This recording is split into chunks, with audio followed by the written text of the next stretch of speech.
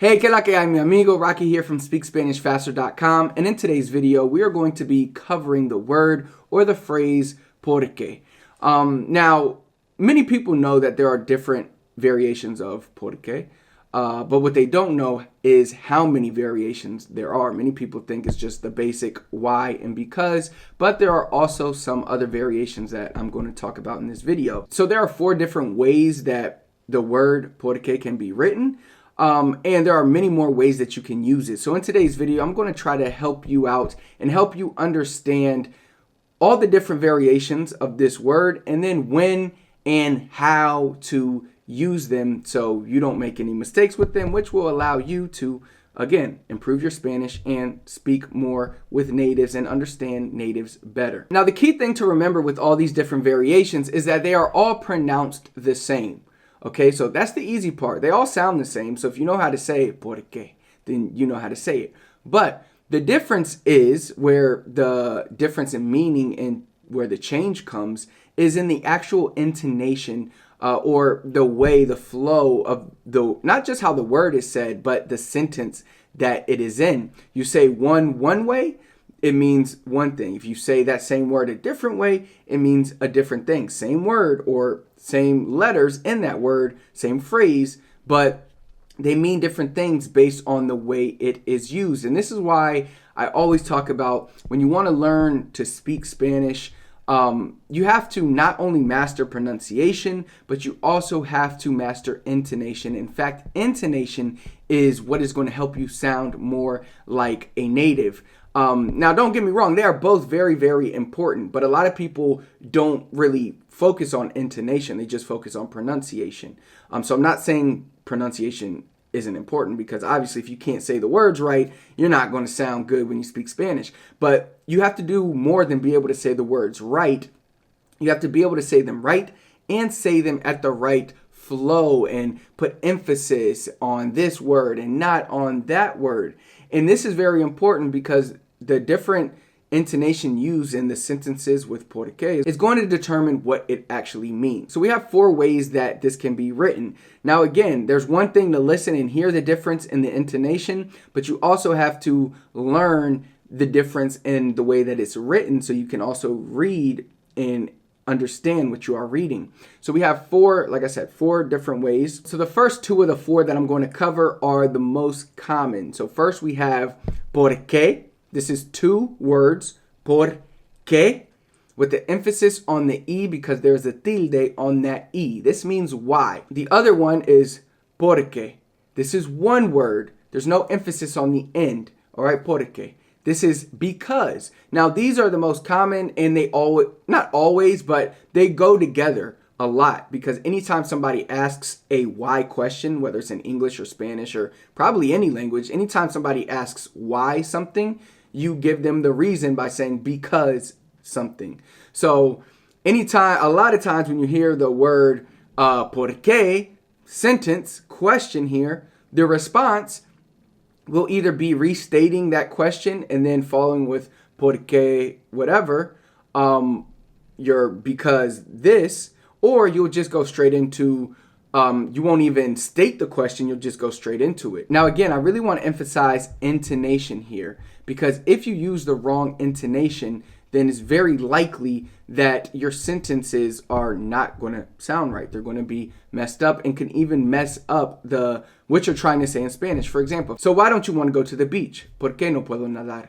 Because I can't swim. Now, if I literally take that same sentence but change the intonation, ¿por qué no puedo nadar? Of the entire sentence, not just the beginning, but the entire sentence.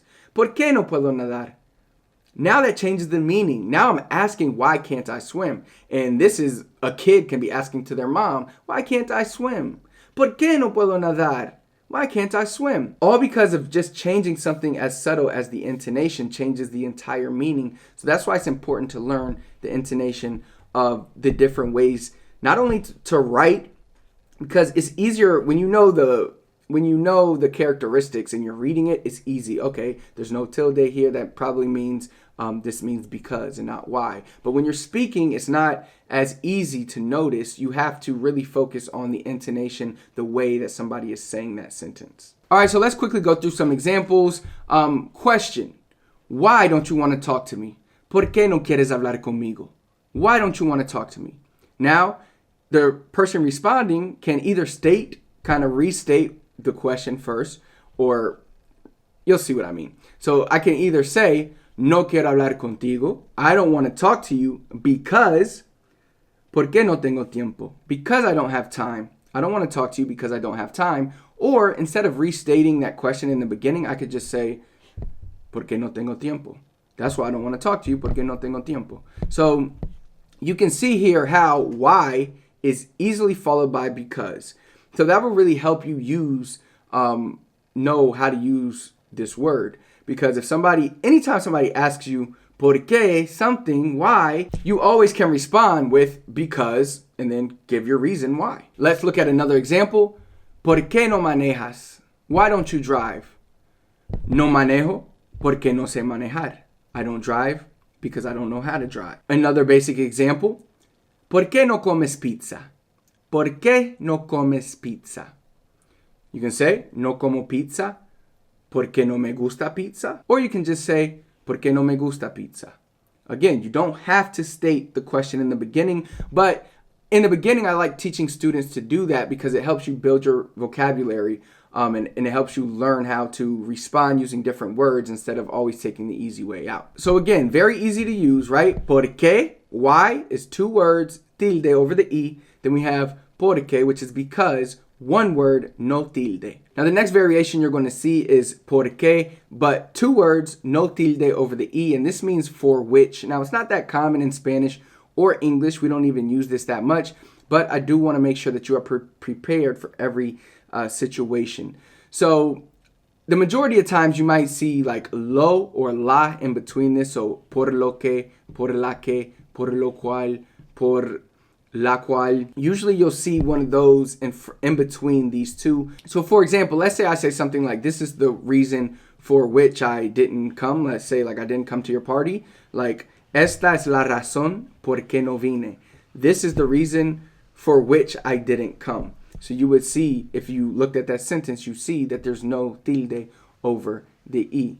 All right, so that's pretty much how you would use this version, is for which. Okay, so the last variation that we're going to cover is the easiest one because it's a simple noun, but it is 1 word with the emphasis over the E, the tilde over the E, el porqué. So this can mean either a noun like la razón, which this would mean exactly the same thing as la razón.